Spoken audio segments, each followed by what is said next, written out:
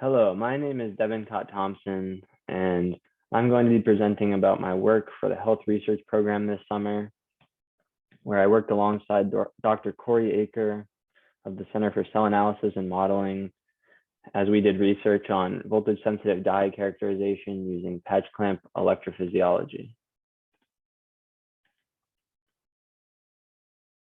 Voltage-sensitive dyes are numerous in type and utility. The focus of our studies was using electrochromic dyes, which have long been a staple in the field. They behave according to theoretical molecular orbital calculations, which predict the electrochromic structures. Spectra altered due to direct coupling of molecular electronic states with an electronic potential lead to a near instantaneous shift of individual indicator molecules. This creates a high temporal and spatial resolution. Fast changes in potential can be monitored simultaneously across tissues and organs. In figures 1 and 2, we can see the molecular structure of one of these electrochromic dyes, di4NEPs, and in figure 2, its corresponding excitation and emission spectra.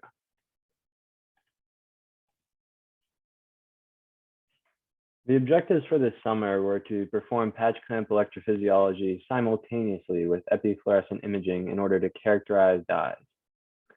Additionally, we would like to test different mechanisms of achieving epifluorescence imaging. For example, halo ligand and coumarin structures, which I will talk about more later.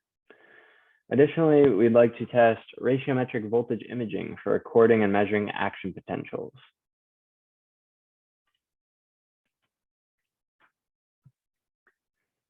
Patch clamp electrophysiology was the main experimental technique used in our research. It's a method of directly measuring the membrane potential of an individual cell and can be used to study spontaneous cell action potentials, ion channel kinetics, and much more. In the experimental setup, a micropipette containing a silver chloride electrode is used to form a tight seal on the cell membrane using negative pressure. Once the silver chloride electrode makes contact with the intracellular solution, the configuration whole cell, seen in figure 3, has been made. A desired seal resistance of 1 gigaohm is necessary for this configuration. From this configuration, both voltage clamp and current clamp experiments can be conducted. Voltage clamp uses feedback to inject current required to keep membrane potential at a set value, while current clamp can help us discover the resting membrane potential of the cell and the minimum amount of current needed to generate an action potential. Our experimental data was gathered and analyzed using MATLAB. Our dye characterization experiments were performed on ACT20 cells patched in whole cell configuration. These cells were exhibited to a voltage clamp ladder protocol, which began at a resting membrane potential of -70 millivolts. From this resting membrane potential, the cells were further hyperpolarized by 25 millivolts, then returned to resting potential, and then went through 3 stages of depolarization. Plus 25 millivolts, plus 50 millivolts, and plus 75 millivolts.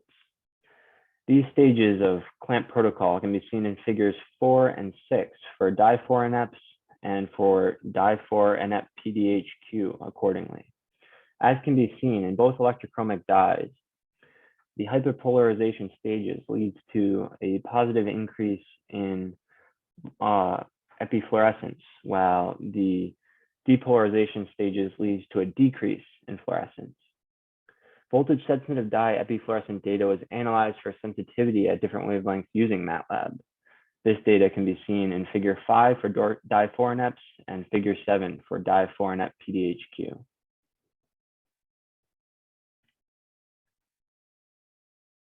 This summer, experimentation was conducted on voltage sensitive dyes with different binding and fluorescent mechanisms than the classic electrochromic dyes.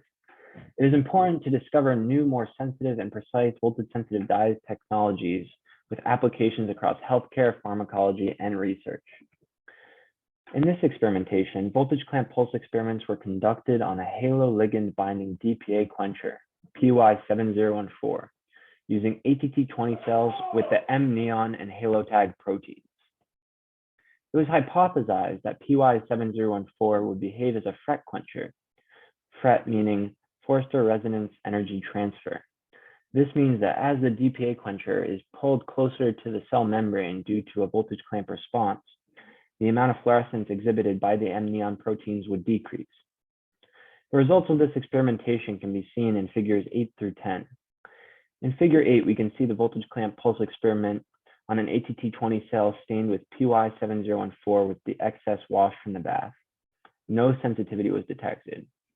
In figure 9, the voltage clamp pulse experiment was conducted again on the cell, this time with 5 micromolar DPA added to the solution. A sensitivity response was detected. In figure 10, a voltage clamp pulse experiment was conducted on yet another ATT20 cell stained with PY7014, with the excess not being washed from the bath, and a sensitivity was detected.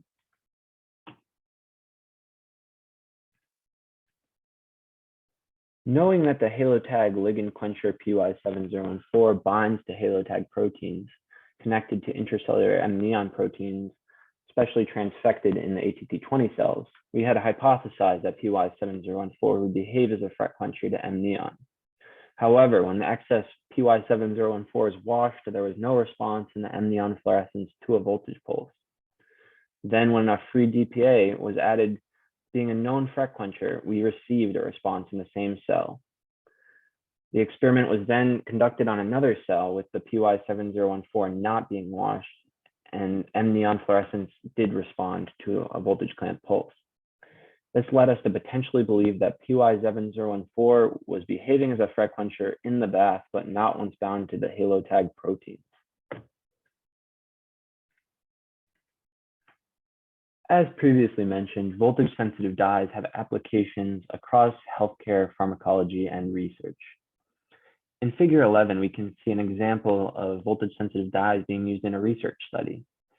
In this study, a mouse was stimulated to whisk, and in vivo voltage-sensitive dye studies were able to detect and localize the area of the cortex being used for this behavior. In our lab, we'd like to take further steps to use our voltage-sensitive dyes for studying neuronal action potentials. In order to do this, we need to incorporate our Emergent Visions camera for 1000 plus FPS imaging. We'd like to record and compare normal neuronal action potentials to those stimulated with DHPG using our efflorescence technology. Thank you.